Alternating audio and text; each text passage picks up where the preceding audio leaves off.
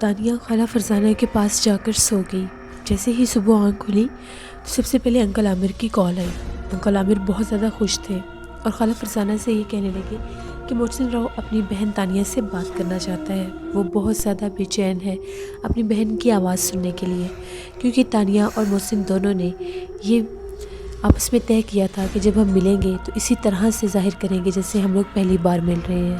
تبھی خالہ فرزانہ نے تانیہ سے کہا، تانیہ جلدی سے آؤ اور آ کر اپنے بھائی محسن سے بات کرو۔ تانیہ کو جا کے ہوئے ابھی تھوڑی ہی دیر ہوئی تھی، اس سے پہلے وہ اوپر جاتی وہ وہیں پر تھی۔ اس نے اپنے بھائی محسن سے بات کی۔ محسن نے فون لیتے ساتھ کہا، کیسی ہو میری پیاری بہن؟ تبھی تانیہ نے کہا، میں ٹھیک ہوں بھائی جان، آپ کیسے ہیں؟ خدا کا شکر ہے آپ بخیر و عافیت واپس آ گئے۔ تبھی محسن راؤ نے یہ کہا، ہاں تمہاری دعائیں ہیں، اب میں آ گیا ہوں، میں سب ٹھیک کر لوں گا۔ تبھی تانیہ نے یہ کہا، بھائی میں آپ کے لیے بہت زیادہ اداس ہوں، میں جلد از جلد آپ سے ملنا چاہتی ہوں، آپ کے سینے سے لگنا چاہتی ہوں۔ اب مجھے بتائیں آپ کب آئیں گے یا میں وہاں پر آؤں؟ تبھی محسن راؤ نے یہ کہا، نہیں آج شام میں کراچی آ رہا ہوں، تم تیار رہنا، میں اپنی بہن سے ملنے آ رہا ہوں۔ تبھی تانیہ بہت زیادہ خوش ہو گئی۔ خالہ فرزانہ نے انکل عامر سے بات کی کہ ہم لوگ آج شام کو پہنچ رہے ہیں۔ محسن راؤ جلد از جلد تانیہ سے ملنا چاہتا ہے، اس کو دیکھنا چاہتا ہے، ہم سب لوگ بہت خوش ہیں۔ تبھی خالہ فرزانہ نے کہا، ضرور آپ محسن راؤ کو لے کر جلدی سے آ جائیں۔ تبھی شام تک سارے گھر میں تیاریاں شروع ہو گئیں۔ محسن راؤ کے لیے طرح طرح کے کھانے بنائے گئے۔ دردانہ بھی بہت خوش تھی، افضل بھائی بھی بہت خوش تھے۔ افضل بھائی نے یہ کہا تھا کہ شام کو میں آ جاؤں گا، ان کا فلائٹ نمبر میں نے پوچھ لیا ہے، پھر ہم لوگ ایئرپورٹ پر ان کو ریسیو کرنے جائیں گے۔ پھر ایسا ہی ہوا، شام کو تانیہ اور افضل بھائی محسن راؤ کو ریسیو کرنے چلے گئے۔ خالہ فرزانہ کو اس لیے روکا ہوا تھا کیونکہ ان کے گھٹنوں میں درد رہتا تھا، وہ چل پھر نہیں سکتی تھی زیادہ آسانی سے۔ جیسے ہی تانیہ اپنے بھائی محسن راؤ کو ریسیو کرنے ایئرپورٹ پر گئی، اس نے دیکھا، دیکھتے ساتھ اپنے بھائی کو پہچان لیا۔ تبھی محسن راؤ نے بھی اپنی بہن تانیہ کو پہچان لیا۔ وہ یہ کہنے لگا، میں جانتا ہوں تم تانیہ ہو کیونکہ تمہاری شکل ہو بہو ممی جیسی ہے، تم ان کی ہم شکل ہو۔ جس پر سب نے اس بات کو تاکید کی اور یہ کہا، بالکل یہ بات سچ ہے کہ تانیہ ہو بہو اپنی ماں مہوش کی ہم شکل تھی۔ اسی لیے احمد راؤ اور باقی سب کو یہ شک ہو گیا تھا کہ کہیں یہ راؤ شمشاد کی اصل بیٹی تو نہیں ہے۔ اسی لیے راؤ شمشاد نے اس کو کراچی بھیج دیا تھا تاکہ وہ وہاں پر رہے ہی نہ اور نہ ہی اس کو کوئی دیکھ سکے۔ سب بہت خوش ہوئے۔ تبھی محسن راؤ فوراً سے افضل بھائی سے ملا کیونکہ اس نے تانیہ سے افضل بھائی کے بارے میں بہت سنا ہوا تھا۔ وہ لوگ خوشی خوشی جیسے ہی گھر واپس آنے لگے، جب گھر پہنچے تو خالہ فرزانہ برآمدے میں ہی موجود تھی۔ دردانہ نے گیٹ کھولا، تانیہ نے دردانہ کا تعارف کروایا اور یہ کہا، بھائی یہ بہت مزے کے کھانے بناتی ہے، جب آپ اس کے ہاتھ کے کھانے کھائیں گے تو سب کچھ بھول جائیں گے۔ محسن راؤ بہت خوش ہوا۔ اس کے بعد وہ خالہ فرزانہ سے ملا، تبھی سب خوشی سے مل کر خالہ فرزانہ کے کمرے میں آئے۔ محسن راؤ وہیں پر بیٹھ گیا، کافی دیر باتیں ہوئی، سب بہت زیادہ خوش تھے۔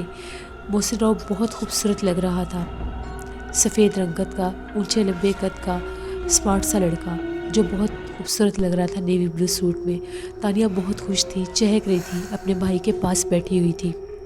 تبھی تانیہ نے محسن راؤ سے یہ کہا، آئے بھائی میں آپ کو اپنا کمرہ دکھاتی ہوں۔ تبھی وہ محسن راؤ کے لیے اپنے کمرے کی طرف بڑھی۔ محسن راؤ نے اس کا کمرہ دیکھ کر کہا، واہ کمرہ تو تم نے بڑا اچھا سیٹ کیا ہوا ہے۔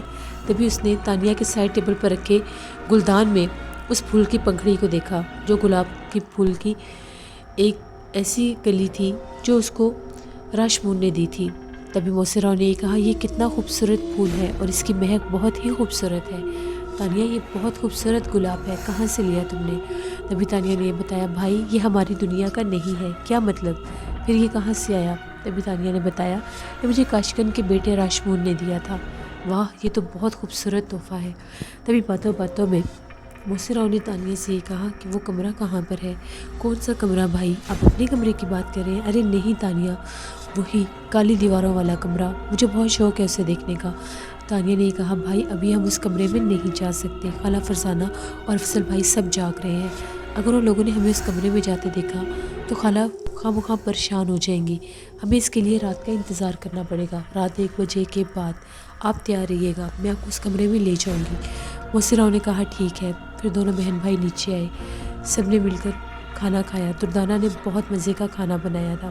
اس کے بعد افضل بھائی محسن راؤ اور تانیہ کو گھمانے کے لیے باہر لے گئے۔ خوب سیر سپاٹا کرنے کے بعد جب وہ لوگ واپس آئے تو پھر کافی کا دور چلا۔ باتوں باتوں میں محسن راؤ نے بتایا کہ مجھے کچھ جادوئی شبدے بھی آتے ہیں۔ محسن راؤ نے اپنی کہانی ساری رودات سنا دی، کیسے وہ اغوا ہوا، اغوا ہونے کے بعد کیسے وہ راج مداری کے ہاتھ لگا اور شبدے بازیوں سے لے کر سب کچھ۔ بس یہ نہیں بتایا کہ کس طرح سے تانیہ اس کو دوسری دنیا میں سے بچا کر لائی تھی۔ تبھی افضل بھائی نے یہ کہا کہ ابھی بھی آپ کوئی کرتب جانتے ہیں؟ جس پر محسن راؤ نے کہا پریکٹس نہیں کی، کافی عرصہ ہو گیا، لیکن کوشش کر سکتا ہوں۔ تبھی محسن راؤ نے یہ کہا کہ جو مجھے بقا نے ایک جادو سکھایا تھا جسے میں اپنی مرضی کا کھانا منگوا سکتا ہوں، اسے ٹرائی کرتا ہوں۔ اس نے خالہ فرزانہ سے یہ کہا یہ پلیٹ سیدھی کریں اور جو کچھ کھانا چاہتی ہیں بتائیں۔ خالہ فرزانہ ڈر گئی اور کہنے لگی نہیں نہیں، مجھے کچھ نہیں کھانا، میں کھانا کھا چکی ہوں۔ سب ہنسنے لگے۔ تبھی محسن راؤ نے جیسے جادو شروع کیا تو پلیٹ کو ایک زوردار جھٹکا لگا اور محسن راؤ کو بھی۔ بقا کے جادو کا اثر ختم ہو چکا تھا کیونکہ بقا اب زندہ نہیں رہی تھی۔ تبھی محسن راؤ نے یہ کہا ایک اور کرتب ہے۔ افضل بھائی سے یہ کہا اپنی گھڑی اتار کر مجھے دیں۔ افضل بھائی نے اپنی گھڑی اتار کر محسن راؤ کو دی۔ محسن راؤ نے وہ گھڑی اپنے ہاتھ میں رکھ کر کرتب پڑھا اور گھڑی غائب ہو گئی۔ سب حیران ہو گئے۔ تانیہ اچھل کر کلیپنگ کرنے لگ گئی۔ تبھی محسن راؤ نے یہ کہا تانیہ اب خالہ فرزانہ کے سامنے رکھی پلیٹ کو الٹا کر دو۔ جیسے پلیٹ کو الٹا کیا، محسن راؤ نے کچھ پڑھ کر اس کے اوپر پھونکا اور کہا پلیٹ کو سیدھا کرو، تو افضل بھائی کی گھڑی اس کے نیچے تھی۔ گھڑی بالکل ٹھیک ٹھاک تھی۔ سب بہت زیادہ حیران ہوئے۔ بس اسی طرح سے کچھ ایسے کرتب تھے جو وہ جانتا تھا۔ تبھی افضل بھائی نے یہ کہا کیا کسی انسان کو بھی غائب کر سکتے ہیں؟ محسن راؤ نے یہ کہا ہاں کر تو سکتے ہیں، لیکن وہ شبدہ میں نے سیکھا نہیں، وہ بہت بڑا عمل تھا، راج مداری نے بھی مجھے سکھایا نہیں تھا، بس یہ چھوٹے موٹے عمل تھے۔ خالہ فرزانہ نے یہ کہا محسن تم تو پورے جادوگر ہو۔ نہیں خالہ میں کوئی جادوگر نہیں ہوں۔ جادوگر بننے کے لیے اپنے ایمان سے خارج ہونا پڑتا ہے، شیطان کی پیروی کرنی پڑتی ہے۔ اللہ نہ کرے میں کوئی جادوگر ہوں، میں کوئی جادوگر نہیں ہوں۔ یہ تو بس چند شبدے ہیں جو اس نے مجھے سکھائے تھے، ان کے لیے کوئی جادو کرنا ضروری نہیں ہوتا۔ سب بہت خوش ہوئے۔ تبھی سب نے سونے کے لیے اپنے کمروں کا رخ کیا۔ رات کے 1:15 کا ٹائم تھا۔ تانیہ بھی اپنے کمرے میں آ گئی۔ کافی دیر تانیہ نے انتظار کیا، کوئی فلم نکال کر دیکھنے لگی کیونکہ وہ چاہتی تھی کہ سب اچھی طرح سے سو جائیں۔ جیسے اس نے فلم دیکھی اس کے بعد اس نے ٹائم پر نظر ڈالی تو 2:30 بج رہے تھے۔ وہ فوراً سے اٹھی، سیڑھیوں سے نیچے اتری۔ محسن راؤ کے کمرے کی لائٹ جل رہی تھی، خالہ فرزانہ کے کمرے کی لائٹ بجھی ہوئی تھی، مطلب کہ خالہ فرزانہ سو چکی تھی۔ تبھی تانیہ نے دروازے پر دستک دی۔ محسن راؤ جاگ رہا تھا۔ اس نے بھائی کو اشارہ کر کے باہر بلایا۔ تبھی دونوں بھائی اس کالے کمرے کے آگے کھڑے تھے جس کے ہینڈل پر تعویذ لٹکا ہوا تھا۔ جیسے ہی تانیہ نے آگے بڑھ کر تعویذ کو کمرے کو کھولنا چاہا، وہ قفل تھا۔ اس کو بند کس نے کیا؟ حیرت انگیز بات ہے، تانیہ کو ایک دم سمجھ نہیں آئی۔ تبھی تانیہ نے محسن راؤ سے یہ کہا آپ کوشش کریں۔ محسن راؤ نے جیسے ہی کھولنے کی کوشش کی وہ بند تھا، وہ چاہ کر بھی اسے نہیں کھول سکا۔ بالآخر دونوں واپس آ گئے۔ تانیہ نے یہ کہا یہ کمرہ بالکل کھلا تھا، کل رات کو ہی تو میں اس سے باہر آئی ہوں، پھر یہ لاک کس سے ہو گیا؟ کچھ سمجھ نہیں آ رہی۔ خالہ فرزانہ اور افضل بھائی تو کبھی اس کمرے کے پاس سے نہیں گزرے کیونکہ وہ اس راز سے بے خبر ہے کہ یہ کمرہ کھلا ہے یا بند۔ محسن راؤ نے یہ کہا رات بہت ہو چکی ہے، اپنے کمرے میں جاؤ، صبح بات کریں گے۔ تبھی تانیہ اپنے کمرے میں آ گئی۔ وہ بہت پریشان تھی۔ کمرے کو لاک کس نے کیا؟ راکال تو مر چکا ہے، پھر یہ کس نے کیا؟ انہی باتوں کو سوچتے سوچتے تانیہ لیٹی اور سو گئی۔ خواب میں اس نے دادا عظیم کو دیکھا جو اس کے پاس تھے۔ اس کو یہ کہہ رہے تھے بیٹا کیوں پریشان ہو؟ تبھی تانیہ نے بتایا دادا جی وہ کمرہ کس نے بند کیا؟ دادا جی نے کہا وہ کمرہ ہم نے بند کروایا ہے، تمہیں تمہارا بھائی مل گیا، تم خوش ہو نا؟ جس پر تانیہ نے یہ کہا جی میں بہت زیادہ خوش ہوں۔ تبھی دادا عظیم نے یہ کہا بس اس کمرے کو بھول جاؤ، اس کمرے کا تمہاری زندگی میں اتنا ایک ہی عمل تھا۔ تانیہ نے کہا جی ٹھیک ہے۔ صبح یہ بات تانیہ نے جاگتے ساتھ محسن راؤ کو بھی بتائی، وہ بھی بہت خوش ہوا یہ بات سن کر۔ اسی شام ان لوگوں نے کراچی آنے کا پلان بنایا، لیکن خالہ فرزانہ کے اصرار پر 2-3 دن وہ وہاں پر رکے۔ اس کے بعد محسن راؤ تانیہ کو اپنے ساتھ لیے لاہور پہنچا۔ تانیہ کہتی تھی کہ مجھے لاہور لازمی جانا ہے اپنے بھائی کے ساتھ۔ خالہ فرزانہ اس سے بہت پیار سے ملی اور یہ کہنے لگی جب دل چاہے واپس آ جانا۔ تانیہ نے کہا ہاں خالہ میں ضرور آؤں گی۔ جیسے وہ لوگ وہاں پر پہنچے، جاتے ساتھ ماڈل ٹاؤن اپنی کوٹھی پر پہنچے۔ سب ان کو دیکھ کر حیران ہو گئے، وہاں پر نئے ملازم تھے۔ محسن راؤ نے آتے ساتھ اپنے گھر کو سنبھال لیا۔ انکل عامر نے اس کو سارے انتظامات سکھا دیے تھے۔ اسی دن محسن راؤ نے ریسٹورینٹ کا بھی رخ کیا۔ وہاں پر جا کر ساری مینجمنٹ سے ملا، ان کو بتایا، کیونکہ وہ اکثر اپنے باپ کے ساتھ ریسٹورینٹ آیا کرتا تھا۔ سب لوگ دیکھ کر اس کو حیران ہو گئے۔ وہاں پر ایک لڑکا جو کہ وہاں کا مینیجر تھا، بہت نوجوان لڑکا تھا، بہت اچھا لڑکا تھا، اس کا نام ہاشم تھا۔ ہاشم جیسے ہی محسن راؤ سے ملا، محسن راؤ نے اسے کہا کہ تم میرے بابا کے دور سے یہاں پر کام کر رہے ہو، اب میں چاہتا ہوں تم میرے ساتھ بھی کام کرو۔ وہ بہت اچھا نوجوان تھا۔ محسن راؤ نے اس کی تنخواہ میں اضافہ کر دیا کیونکہ وہ قابل اعتماد انسان تھا۔ تبھی محسن راؤ نے اس کو یہ کہا شام کو میرے پاس آنا۔ محسن راؤ نے اس کو ایک خط لکھ کر دیا جس کے اوپر لکھا تھا آپ نے میرے ساتھ، میرے ماں باپ کے ساتھ جو کچھ بھی کیا اس کا اب بھرپائی کرنے کا وقت آ گیا ہے۔ آپ کو 10 دن کا ٹائم دیتا ہوں، ہماری ساری جائیداد کے کاغذات اور ساون پور کا ہمارا حصہ ہمیں لوٹا دیجیے، آپ کے لیے بہت بہتر ہوگا۔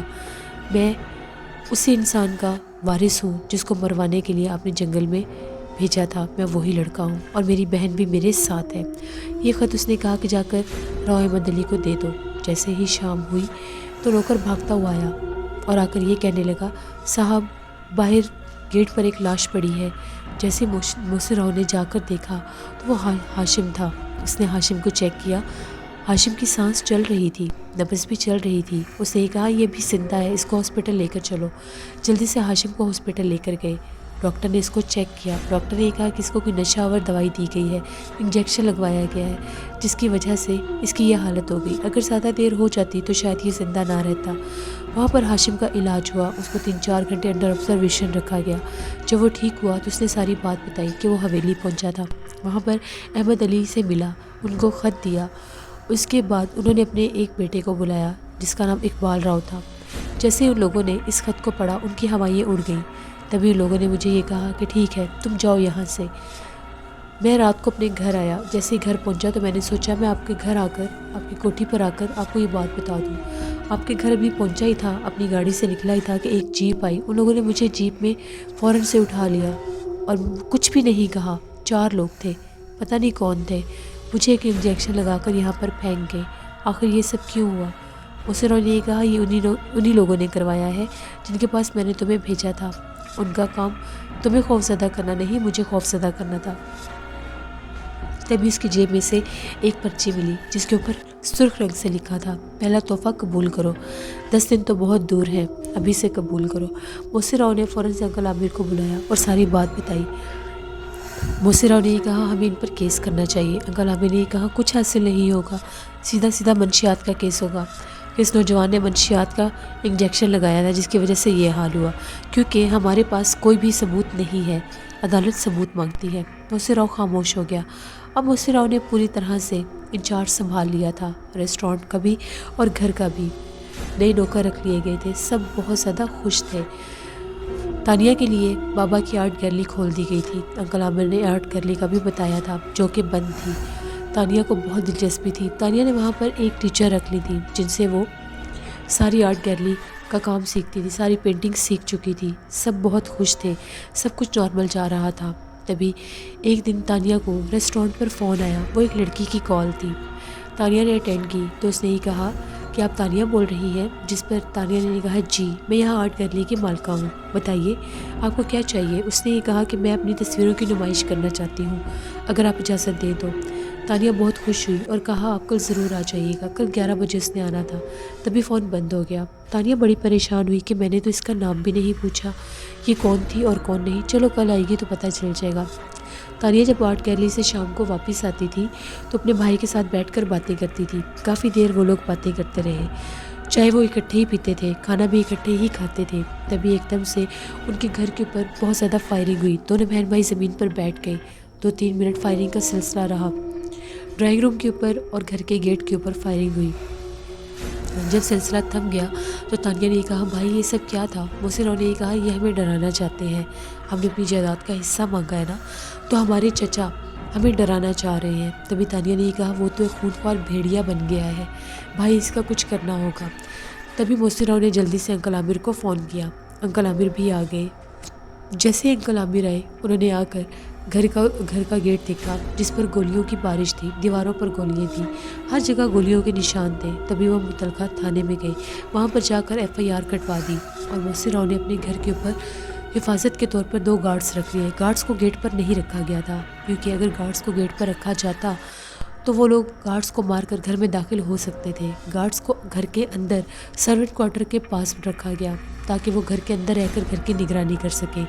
ایک گارڈ کو تانیہ کے ساتھ بھی لگا دیا گیا جو تانیہ کی گاڑی کے ساتھ ساتھ موٹر بائک پر رہتا تھا۔ محسن راؤ جانتا تھا کہ تانیہ اب گھر میں نہیں رہے گی کیونکہ اس کو آرٹ گیلری میں جانے کی عادت ہو گئی ہے۔ تانیہ بالکل بھی نہیں ڈری اور ٹھیک صبح 11 بجے آرٹ گیلری پہنچ گئی۔ تھوڑی دیر کے بعد ہی آرٹ گیلری میں آ کر ریسیپشن سے کسی نے بتایا کہ ایک خاتون آئی ہے اور وہ آپ سے ملنا چاہتی ہیں۔ اس کے ساتھ 2 گن مین بھی تھے۔ جیسے تانیہ نے دیکھا، بہت خوبصورت ایک لڑکی سفید ساڑی میں کھلے بالوں والی اندر آئی۔ تانیہ اس کو دیکھ کر دیکھتی ہی رہ گئی۔ اس نے آ کر تانیہ سے ہیلو ہائی کیا اور کہنے لگی آپ تو بالکل ینگ ہیں، میں سمجھی تھی کہ کوئی عمر رسیدہ عورت ہوگی۔ تبھی تانیہ نے یہ کہا نہیں، یہ میرے بابا کی آرٹ گیلری ہے جس کو میں اب رن کر رہی ہوں۔ تبھی تانیہ نے یہ کہا میں آپ کی تصویریں دیکھنا چاہتی ہوں۔ تبھی اس نے اپنے گارڈز کو یہ کہا کہ ساری پینٹنگز لے آؤ۔ جیسے تانیہ نے ان پینٹنگز کو دیکھا وہ حیران ہو گئی۔ تانیہ سمجھ گئی کہ یہ سب کیا ہے۔ تبھی اس نے پوچھا آپ کا نام کیا ہے؟ جس پر اس نے یہ کہا میرا نام کچھ پرانا ہے اس لیے میں لوگوں کو کم ہی بتاتی ہوں، میرا نام نرگس انصاری ہے۔ تانیہ نے کہا آپ نے اپنی تصویروں پر اپنا نام کیوں نہیں لکھا؟ تبھی اس نے یہ کہا کہ مجھے داد کی ضرورت نہیں، یہ کچھ ایسے احساسات ہیں جو میں نے ان تصویروں میں اتارے ہوئے ہیں۔ ایک گھنا جنگل تھا، ایک چبوترا تھا، ایک گھوڑا تھا، ایک قمیض تھی جس کو ایک لڑکی اٹھائے اپنے سینے سے لگا کر پھر رہی ہے۔ یہ سارے احساسات تانیہ کے ذہن میں ایک کہانی کی طرح ابھر رہے تھے۔ تبھی تانیہ نے اسے کہا نرگس انصاری کیا آپ کا اصل نام ہے؟ کیا فرق پڑتا ہے میرا نام نرگس انصاری ہو یا آبدہ؟ تبھی تانیہ نے یہ کہا بہت فرق پڑتا ہے کیونکہ آپ کا نام نرگس انصاری نہیں ہے، کیا میں ٹھیک کہہ رہی ہوں؟ تبھی اس نے تانیہ کے منہ کی طرف حیرت سے دیکھا اور کہنے لگی جی یہ میرا اصل نام نہیں ہے۔ تبھی تانیہ نے یہ کہا میں جانتی ہوں آپ کا اصل نام کیا ہے۔ وہ چونک پڑی اور کہنے لگی کیا مطلب، آپ کیسے جانتی ہیں؟ تبھی اس نے تانیہ سے یہ کہا آپ کا اصل نام نرگس ہے۔ تانیہ نے جب یہ بتایا کہ آپ کا اصل نام نرگس ہے تبھی تانیہ نے اس کو یہ کہا آپ کا اصل نام نادرا ہے۔ جیسے نادرا نے تانیہ کے منہ سے اپنا نام سنا وہ حیران ہو گئی، وہ پہلی دفعہ اس سے ملی تھی۔ نادرا نے کہا آپ کو کیسے پتہ چلا؟ تانیہ نے کہا بس دیکھ لیجئے، یہ میں آپ کو کل بتاؤں گی، کل آپ کی تصویروں کا افتتاح ہوگا اور جو اعلیٰ ہستی اس کا افتتاح کرے گی تبھی آپ کو پتہ چلے گا کہ میں آپ کا نام کیسے جانتی ہوں۔ تانیہ نے ایک سسپینس رکھا کیونکہ وہ چاہتی تھی کہ میرا بھائی محسن راؤ ان تصویروں کا افتتاح کرے اور دونوں ایک دوسرے سے ملیں۔ تبھی اس نے بڑی مشکل کے ساتھ گھر واپس جا کر اپنے بھائی کو منانا تھا۔ آج وہ بہت زیادہ خوش تھی، اس کے بھائی کی زندگی میں خوشی آنے کا وقت آ چکا تھا۔ گھر آ کر اس نے اپنے بھائی کو منایا۔ محسن راؤ پہلے بالکل بھی تیار نہیں تھے، پھر جیسے کیسے کر کے تانیہ کے اصرار پر تیار ہو گئے۔ جیسے ہی محسن راؤ صبح آرٹ گیلری میں آئے وہاں پر باقاعدہ افتتاح کے لیے ربن لگایا گیا۔ جیسے ہی محسن راؤ نے ربن کو کاٹا اس کے بعد انکل عامر نے تھوڑی سی تقریر کی، پھر تانیہ نے اپنے بھائی کا ہاتھ پکڑا اور کہا کہ جائیے سامنے والے کمرے میں آرٹسٹ بیٹھی ہیں، وہ آپ کا انتظار کر رہی ہیں، آپ سے ملنا چاہتی ہیں۔ جیسے ہی محسن راؤ اندر گیا وہاں پر ایک لڑکی تھی، تانیہ نے اس کو باہر بلا لیا اور ایک لڑکی اندر بیٹھی ہوئی تھی جس کی کمر تھی دروازے کی طرف۔ جیسے محسن راؤ اندر گیا تانیہ نے دروازہ بند کر لیا۔ دروازہ بند کرنے کی آواز آئی تو نادرا نے پیچھے پلٹ کر دیکھا تو وہاں پر محسن راؤ کھڑا تھا۔ اتنے عرصے کے بعد وہ جان بھی نہیں سکتی تھی اس کی تقدیر کیسے بدل گئی۔ وہ ہکی بکی اس کو دیکھنے لگی اسی ابھی حیران کن کنڈیشن میں۔ جیسے ہی وہ کھڑی ہوئی محسن راؤ کے منہ سے نکلا نادرا تم؟ دونوں نے ایک دوسرے کو پہچان لیا۔ نادرا بھاگتی ہوئی آئی اور محسن راؤ کے سینے سے لگ گئی اور کہا محسن یہ تم تھے؟ میں جان بھی نہیں سکتی تھی، میں تو جانتی بھی نہیں تھی یہ آرٹ گیلری کس کی ہے، لاہور میں کسی کو نہیں جانتی تھی۔ کچھ پینٹنگز بنائی تھیں جن کو نمائش کے لیے اس آرٹ گیلری میں لے کر آئی تھی کہ اپنے احساسات کو لوگوں تک پہنچا سکوں۔ تم کہاں چلے گئے تھے؟ محسن راؤ نے بتایا میں سب بتاؤں گا۔ تبھی نادرا نے پوچھا یہ لڑکی کون تھی؟ محسن راؤ نے یہ کہا یہ میری چھوٹی بہن ہے۔ نادرا کہنے لگی بہت شریر ہے، بہت پیاری ہے۔ تبھی دروازے پر دستک ہوئی، تانیہ آئی، ہنستی ہوئی اندر آئی، دونوں کو دیکھ کر بہت خوش ہوئی اور آ کر یہ کہنے لگی آئے بھائی اب آپ بھی پینٹنگز دیکھ لیں۔ محسن راؤ نے پینٹنگز دیکھی سب کو پینٹنگز بہت زیادہ پسند آئی۔ تانیہ نے نادرا سے بہت پیار کیا اور یہ کہا میں بہرام نگر آنے کے لیے بے چین ہوں، جس پر نادرا نے کہا ضرور آنا۔ نادرا نے بتایا کہ اس کے باپ راجہ صاحب کا انتقال ہو چکا تھا، وہ بہت کوشش میں تھے کہ میں شادی کر لوں، وقار کے ساتھ نہیں کسی اور کے ساتھ، کیونکہ تم تو میری زندگی میں رہے نہیں تھے، لیکن میں نے انہیں ہمیشہ ٹال دیا۔ اسی ٹال مٹول میں وہ دنیا سے چل بسے۔ پھر میں نے بہت سے فلاحی کام کروائے، ہاسپٹل بنوائے، سکول بنوائے، غریب لڑکیوں کی شادی کرواتی ہوں، بس اسی طرح سے زندگی گزار رہی ہوں۔ موسم میں آج بھی تمہاری ہی ہوں۔ موسر راؤ نے یہ کہا قسمت نے ہمیں ملوا دیا، اب میں تمہارا اور تم میری، ہم کبھی جدا نہیں ہوں گے۔ میں جلد ہی بہرام نگر آؤں گا۔ تانیہ چاہتی تھی کہ آج نادرا وہیں پر رکے، لیکن موسر راؤ نے اسے سمجھایا کہ نہیں، ایسے نہیں، ہم اسپیشل اس کو اپنے گھر بلائیں گے، اس سے پہلے ہم لوگ بہرام نگر جائیں گے۔ تبھی ان لوگوں نے پلان بنایا اور بہرام نگر گئے۔ جب وہاں پر پہنچے تو نادرا نے ان کا بہت پرجوشی سے استقبال کیا۔ سب کچھ ویسے کا ویسا ہی تھا۔ ہدایت اللہ کو بھی موسر راؤ نے پہچان لیا۔ ہدایت اللہ بہت خوش ہوا کہ آپ کو میرا نام یاد ہے۔ موسر راؤ سب کچھ دیکھ کر حیران ہو گیا، کافی کچھ بدل گیا تھا، لیکن نادرا ویسی کی ویسی تھی۔ تبھی کھانے سے فراغت کے بعد دونوں نے گھوڑ سوار کی اور دوبارہ سے جنگل کی طرف گئے۔ نادرا بہت ڈری ہوئی تھی۔ اس نے موسر راؤ کی آپ بیتی سن کر یہ کہا کہ نہیں، ہمیں جنگل میں نہیں جانا چاہیے۔ موسر راؤ نے یہ کہا کچھ نہیں ہوتا، اب کوئی بھی ایسا انسان نہیں ہے یا کوئی بھی ایسی مخلوق نہیں ہے جو ہمیں نقصان پہنچائے، چلو اندر چلتے ہیں۔ تبھی چلتے چلتے اس چبوترے کے پاس آئے۔ جیسے اس چبوترے کے پاس پہنچے موسر راؤ کے رونگٹے کھڑے ہو گئے۔ موسر راؤ نے دیکھا چبوترے کے اوپر ایک الو تھا، ایک ٹانگ والا الو، اس کی آنکھیں بند تھیں اور وہ وہاں پر کھڑا تھا۔ موسر راؤ نے نادرا سے یہ کہا جتنی جلدی ہوتا ہے یہاں سے نکلو، ہم نے بہت بڑی غلطی کی یہاں پر پہنچ کر۔ جلدی جلدی وہ جنگل سے باہر نکلے، یہاں تک کہ بہرام نگر کی حویلی پر آ کر ہی انہوں نے سانس لیا۔ گڑی پر پہنچ کر موسر راؤ بہت پریشان تھا۔ اس نے نادرا سے یہ کہا ہم سے بہت بڑی غلطی ہوئی ہے، یہ ایک ٹانگ والا الو دیکھ کر مجھے بالکل بھی ٹھیک نہیں لگا، ہمیں آج ہی واپس لاہور جانا ہوگا۔ تبھی موسر راؤ اور تانیہ وہاں سے شام کو لاہور واپس آ گئے اور نادرا سے یہ کہا کہ ہم جلدی تمہیں وہاں پر بلائیں گے۔ موسر راؤ نے تانیہ کو الو کے بارے میں کچھ بھی نہیں بتایا تھا۔ اگلے دن جب وہ لوگ واپس آئے تو نادرا کا فون آیا۔ نادرا نے تانیہ سے بات کی کہ وہ لاہور آئی ہوئی ہے، وہاں پر اس کے کسی رشتہ دار کی شادی تھی۔ تانیہ بہت خوش ہوئی اور اس کو اپنے گھر آنے کی دعوت دی۔ موسر راؤ بھی بہت خوش ہوا۔ تانیہ کے گھر آج نادرا نے آنا تھا۔ موسر راؤ جیسے ہی ان لوگوں کے ساتھ بیٹھا تھا، ایک دم سے آصف صدیقی کا فون آیا۔ جلدی سے آ کر رفیق نے بتایا کہ صاحب آپ کے کسی دوست آصف صدیقی کا فون آیا ہے۔ تبھی تانیہ نے پوچھا بھائی یہ آصف صدیقی کون ہے؟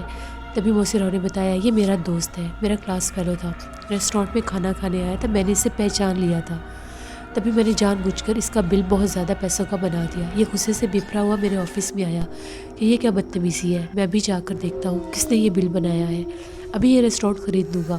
جیسے اس نے مجھے دیکھا وہ حیران ہو گیا۔ تبھی ہم دونوں ملے، بہت خوش ہوئے۔ آصف بھی یہی پاس ہی رہتا ہے، شاید اسی لیے مجھے فون کیا ہوگا ملنے کے لیے۔ تبھی موسر راؤ اٹھا اور اس نے فون پر بات کی۔ آصف صدیقی نے یہ کہا تم سے کوئی ملنا چاہتا ہے، آج شام کو ضرور میرے آفس آ جانا۔ موسر راؤ نے یہ کہا کون ملنا چاہتا ہے؟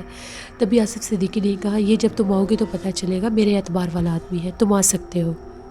موسر راؤ نے تانیہ کو سمجھایا کہ مجھے ضروری کام کے لیے جانا پڑے گا، نادرا آئے تو اس کا خیال رکھنا، میں تھوڑی دیر میں آ جاؤں گا۔ تبھی وہ سیدھا آصف صدیقی کے پاس گیا۔ آصف صدیقی کے پاس ایک آدمی بیٹھا تھا جو بزنس ڈیل کر رہا تھا۔ آصف صدیقی کے پاس اس آدمی کو دیکھ کر موسر راؤ نے یہ کہا جی فرمائیے، کیسے جانتے ہیں آپ مجھے؟ تبھی آصف صدیقی نے موسر سے مل کر کہا یار یہ وہ آدمی نہیں ہے، وہ آدمی اندر بیٹھا ہے، تم اندر چلے جاؤ۔ جیسے ہی موسر راؤ اندر گیا اس نے پہچان لیا وہ کون ہے۔ موسر راؤ نے جلدی سے اپنے کوٹ کی جیب سے ریوالور نکالا اور اس پر تان لیا اور یہ کہا سانپ کے بچے، تم اب مجھے کون سا نیا گھاؤ دینے آئے ہو، کیوں ملنے آئے ہو مجھے؟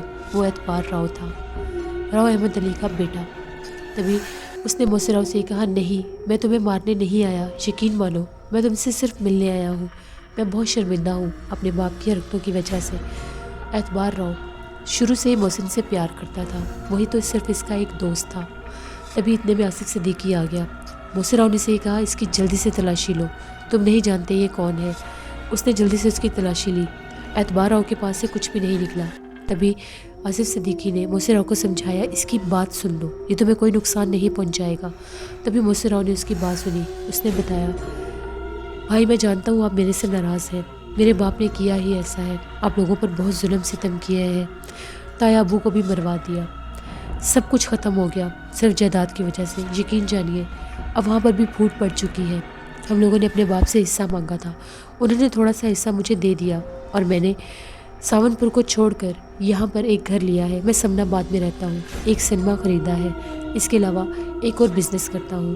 میرا کوئی ایسا مقصد نہیں تھا اب آپ کو نقصان پہنچانے کا، میں صرف آپ سے ملنا چاہتا تھا۔ موسی راؤ کو اس کی باتوں پر یقین ہو گیا۔ موسی راؤ نے اس کو بہت محبت سے گلے لگایا، اس کے بعد گھر واپس آ گیا۔ موسی راؤ جب گھر واپس آیا نادرا آئی ہوئی تھی، نادرا کے ساتھ کافی وقت گزارا، سب بہت زیادہ خوش تھے۔ تبھی موسی راؤ نے اعتبار راؤ کے بارے میں بتایا۔ تانیہ سن کر پریشان ہو گئی، بھائی وہ آپ سے ملنے کیوں آیا تھا؟ موسی راؤ نے بتایا نہیں، وہ کسی غلط مسئلے سے نہیں آیا تھا،